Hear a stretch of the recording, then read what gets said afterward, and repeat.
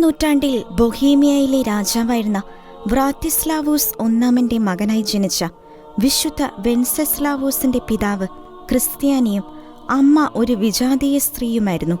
പിതാവിന്റെ മരണശേഷം മൂത്ത മകനായിരുന്ന വെൻസെസ്ലാവൂസിന്റെ വളർത്തു ചുമതല അമ്മൂമ്മ ലുട്മില്ല ഏറ്റെടുക്കുകയും അവർ തന്റെ പൗത്രനെ ദൈവഭക്തിയിലും ക്രൈസ്തവ ദർശനത്തിലും വളർത്തുകയും ചെയ്തു.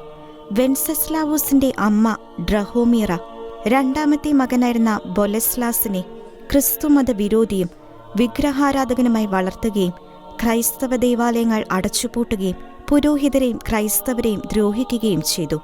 ജ്യേഷ്ഠാനുജന്മാർക്കിടയിൽ രാജ്യം വിഭജിക്കപ്പെടുകയും വെൻസെസ്ലാവൂസ് ഭരണകാര്യങ്ങൾ പകൽ സമയത്ത് കാര്യപ്രാപ്തിയോടെ നിർവഹിച്ച ശേഷം രാത്രികാലങ്ങൾ ദിവ്യകാരുണ്യ ആരാധനയിൽ ചെലവഴിക്കുകയും ചെയ്തു.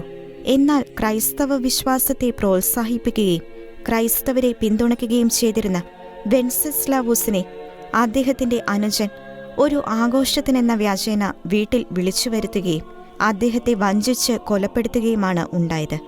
935 സെപ്റ്റംബർ 28 തന്റെ വിശ്വാസത്തെ പ്രതി വിശുദ്ധ വെൻസെസ്ലാവൂസ് സ്വസഹോദരന്റെ കൈകളാൽ രക്തസാക്ഷിത്വം വരിച്ചത്.